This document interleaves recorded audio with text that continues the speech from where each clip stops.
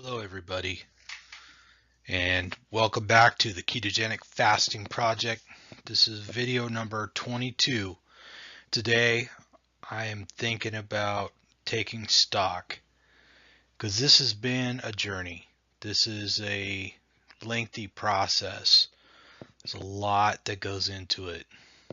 There's a lot that's happened along the way. It started out with a few simple conversations with other people who wanted to or needed to make changes. And along the way, you meet, my friend Jerry gave up gluten. He was a beer lover. It was tough for him. He had to make some changes, find some gluten-free beer, make some gluten-free beer. I know I tried going gluten-free and I didn't notice any difference, but he looks different. He looks he was already a fit guy, rides his bicycle a lot, but now he looks really trim. He seems to be in a great mood, and his issues seem to have gone away. So that's just a side note, and that's probably I don't know any more details about it than that. He hasn't shared any, but I had arthritis bad, I had psoriasis bad.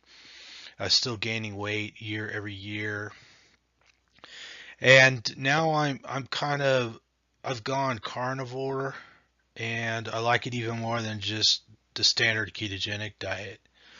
So I, I'm taking stock of that progression.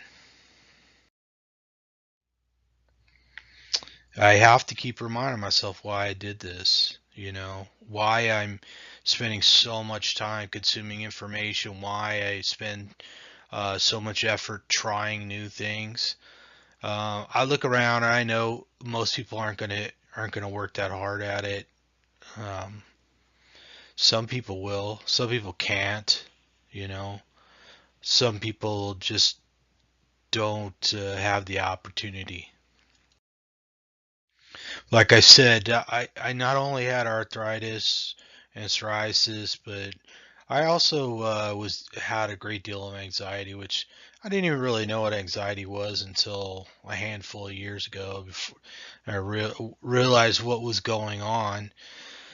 And I think a lot of people suffer from brain fog on a regular basis. They're used to getting sleepy after lunch, and they don't feel good when they get up, and they run out of energy. And so, other than the obvious reasons of arthritis, psoriasis, losing body fat, you know, there were other benefits, and I mean, probably the reduction in anxiety is probably one of the more significant ones because a lot of people suffer from anxiety. But I learned about blood sugar control. I learned a lot about myself. I have a lot more energy and I want to do a lot more things. And I am get more and more excited about exploring this, learning to measure your ketones, um, measuring beta hydroxybutyrate in the blood is kind of the benchmark for getting some idea of how much ketosis is going on. It's only one form of ketogenic fuel. I mean, there's fatty acids flowing through your bloodstream when this is going on that are not measured at probably much greater volumes that go to the tissues and fuel them. And then, of course, there's acetone and other ketone bodies floating around that you may or may not be able to even tap into as far as a measuring tool. But all that fascinates me, and I learn more and more. Learn about the quintillions of LDL cholesterol that are generated by the liver and then reabsorbed as little boats that carry around energy and repair mechanisms for your body. So why do we do it? Well, I think the number one reason, even if it only accounts for half the people, is they're fighting adipose tissue or what we call fat or body fat. A lot of people like to make that distinction between, fat because, say, you don't want people thinking just because they're eating fat that they're going to gain fat on their body because that's not really how it works. So I came up with a podcast today on biohacker labs that I was watching from a week or two ago with Amber O'Hearn, and they were talking about distinguishing that, I believe. And I was also watching another video with Dr. Barry and the Keto Girl. They were talking about that as well. But we can fight cancer with the Warburg effect and reduction of inflammation. We can reduce heart disease, diabetes. Diabetes, type 2 diabetes, considered the low-hanging fruit. High blood sugar is a big component in that. And, there are cases and studies of people reducing diabetes or eliminating diabetes on plant-based high carbohydrate diets. Of course, they probably don't include processed carbohydrates or refined sugars or anything like that, or even refined seed oils or nut oils, but they do exist, and I believe it can be done. I know people have done it, but I was on a supposed healthy diet. I was eating apples and bananas and oatmeal, and I mean the slow cooking steel cut oats, multigrain breads. I ate very little processed sugar or refined flour or any of that stuff, and I was still getting fatter and sicker, and my joints hurt bad. I had arthritis, and then my skin started breaking out and psoriasis. And I think for whatever reason that we don't know exactly yet, maybe it's genetics, maybe it's how far along the metabolic destruction you are. I don't know, but the ketogenic diet worked for me, and the carnivore diet seems to work even better. A lot of this is based on bad information. So uh, I was reminded this weekend of Nathan Pritikin, who's famous for the Pritikin diet. He successfully reversed heart disease on a plant-based diet.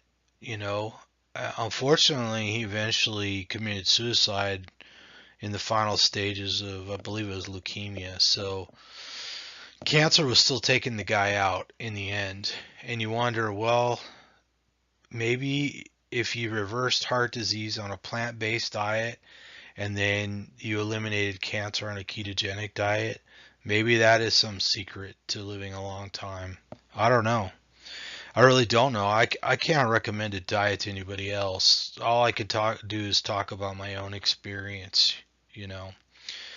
All I can do is say that I feel a lot better. I'm a lot healthier. I can exercise harder and longer than I can ever remember doing it. I mean, maybe when I was a little kid and I just ran around doing what kids do, and I had all that energy. You see little kids jumping around, and it's amazing what they can do. But since I was an adult and I took it seriously, I haven't been able to do anything like I can do now. And I sometimes I'm just wondering what I'm gonna do next, because I have so much more capacity and so much more interest in being physical. I was like, man, what do I do next? Where am I gonna go with this? Because I finally I finally feel great, and I finally really feel like doing something. So this is a progression, right? And I'm getting more and more interested in like the Human Performance Outliers, which is a podcast with Dr. Sean Baker and Zach Bitter.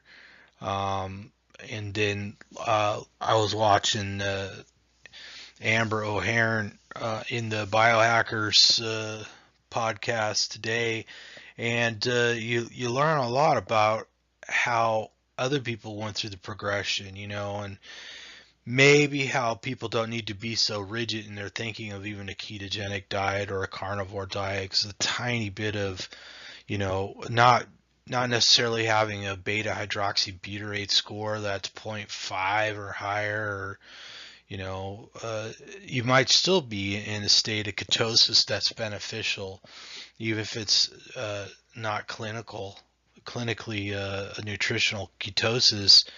I know someone else was talking about they saw beneficial levels at like zero point 0.3 millimoles. per liter. So I don't know. I mean, if you feel good and your health is improving, maybe that's really what matters, you know. And I think Amber made the point, you know, if you drink coffee, that doesn't necessarily mean you're not a carnivore, you know. So as strictly as I adhered and to the rules and the percentages of macronutrients and all this and that, I'm starting to realize that looking at the numbers isn't necessarily listening to your body, right? It's a good guide.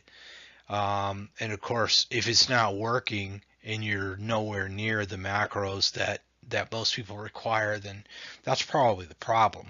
But there's no point in running around pointing fingers at people saying you're not doing it right if they're getting results.